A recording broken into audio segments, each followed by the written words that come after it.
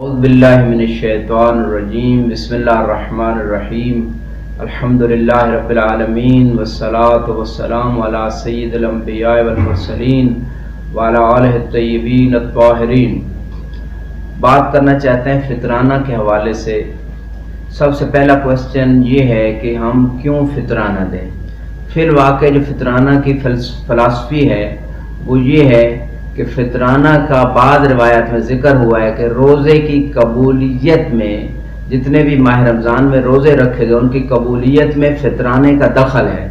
बल्कि बाज़ उलमा कहते हैं कि कुरान में जहाँ कहीं भी अक़ीमुस्सलाह व आतुज़ ज़कात का हुक्म आया है वो ज़कात फितराना के बारे में है, क्योंकि जो ज़कात वाजिबा अम्वाल में है 9 चीज़ों के अंदर, वो सूरह तौबा की खुज़ मिन अम्वालिहिम सदक़ा तुताहिरहुम व तुज़क्कीहिम, वो फ़कत एक आयत ज़कात वाजिबा के बारे में है जो 9 चीज़ों पे है, जैसे खुम्स के बारे में 10वें पारे की पहली आयत बिस्मिल्लाह के बाद। तो जो फितराने की इतनी ज़्यादा ताक़ीद हुई है, इतनी ज़्यादा आयात आई हैं, और फरमाते हैं चूँकि मुसलमानों के उस वक्त जो सूरत हाल थी वो फितराना देने की तो सलाहियत रखते थे, और अगलब लोगों के पास वो ज़कात जो माल में 9 चीज़ों में वो कम लोग थे जिनके पास निसाब के हद तक माल मौजूद था। तो एक तो ये इम्पॉर्टेंस है कि रोज़े की कबूलियत, और इसका इतना ज़्यादा ताक़ीद की गई है, बल्कि बाद रवायात में अगले साल तक के लिए इंसान को हलाकत की मौत से बचाने के लिए, बलाओं से टलने के लिए ये ज़कात फितराना ज़रूरी है। और दूसरा क्वेश्चन ये है कि ज़कात फितराना कब दी जाए। जब चांद, ईद का चांद शरई तौर पे साबित हो जाए तब ज़कात फितराना वाजिब हो जाती है। उसके बाद फौरी तौर पे निकाल के मुस्तहिक तक जितना जल्दी हो सके पहुंचा दी जाए। लेकिन बाज़ उलमा कहते हैं कि चांद, ईद के चांद से पहले भी आप दे सकते हैं। बेहतर यह है कि आप कर्जे की नियत करें और जब ईद का चांद साबित हो जाए तो फिर आप वो ज़कात फितराना वाजिब कुर्बतन अल्लाह की नियत करें। हाँ, अलबत्ता इसका आखिरी टाइम जो है ईद की नमाज़ पढ़ने से पहले पहले निकालनी चाहिए और पहुंचा देनी चाहिए। बात कहते हैं ज़वाल तक भी इसको निकाला जा सकता है। बेहतर यह है कि पहले निकाली जाए। हाँ, अगर फ़कीर जिस तक आपने पहुंचानी अभी नहीं पहुंचा पा रहे या कुछ बेहतर शख्स के इंतज़ार में हैं तो आप निकाल के रख लें और बाद में उस तक पहुंचा दें। हाँ, बाज़ उलमा कहते हैं कि आपके इलाके में अगर फ़कीर, मोहताज, मिस्कीन, मोमिनीन मौजूद हैं जिनके पास साल के अखराजात यौमी बुनियाद पे या मंथली या पर ईयर कोई अरेंजमेंट नहीं है कि अपने और अपने हलाल के अखराजात पूरे करें, उनको दी जा सकती है।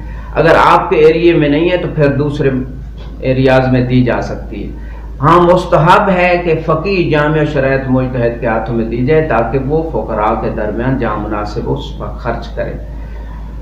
अब अगला क्वेश्चन ये है कि कितनी मिकदार में ज़कात फितराना दी जाए।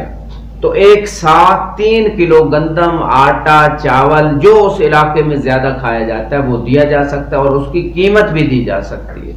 जितनी प्राइस है पर किलो की वो 3 किलो का आप हिसाब लगाए, जितनी ज़्यादा देंगे उतना ज़्यादा सवाब है। जो फैमिली का हेड है, जिसके ऊपर वो सारी फैमिली के अखराजात हैं, मुलाजमीन हैं, मेहमान भी, अगरचे मेहमान के मसले में इख्तलाफ और बहस है, लेकिन एहतियात इसी में मेहमान का भी जो है फितराना दिया जाए। और वो हेड जो है जो गनी है, तबन जो फ़कीर है उन पे वाजिब नहीं है। जो साल के अपने अयाल के कोई ना कोई सोर्स है उनके, जो उनकी शान के मुताबिक अखराजात है पूरे होते हैं, वो दें अपने पूरे, हत्ता बच्चों का, मस्तूरात का, सब का है। और एक फ़कीर को एक से ज़्यादा बंदों का दिया जा सकता है। जो खुद फ़कीर हैं वो भी दें, उनके लिए मुस्तहब है फितराना देना, बहुत ज़्यादा सवाब है। और वो इस तरह करें कि फैमिली का हेड दूसरे बंदे को दे, दूसरा तीसरे को, तीसरा चौथे, एक दूसरे को देते देते आखिरी फ़र्द जो है उसको दे दें, तो इस तरह उनको सवाब भी मिल जाएगा और उन्होंने फितराना भी दे दिया। और सबसे बेहतरीन जो ज़्यादा हकदार है फितराने का वो रिलेटिव्स हैं, जो करीबी रिश्तेदार, मोहताज हैं या पड़ोसी हैं, मोमिनीन। उसके बाद दूसरे इलाके में अगर ले जाना है, अपने इलाके में नहीं है। व आखिर दावाना अल्हम्दुलिल्लाहि रब्बिल आलमीन।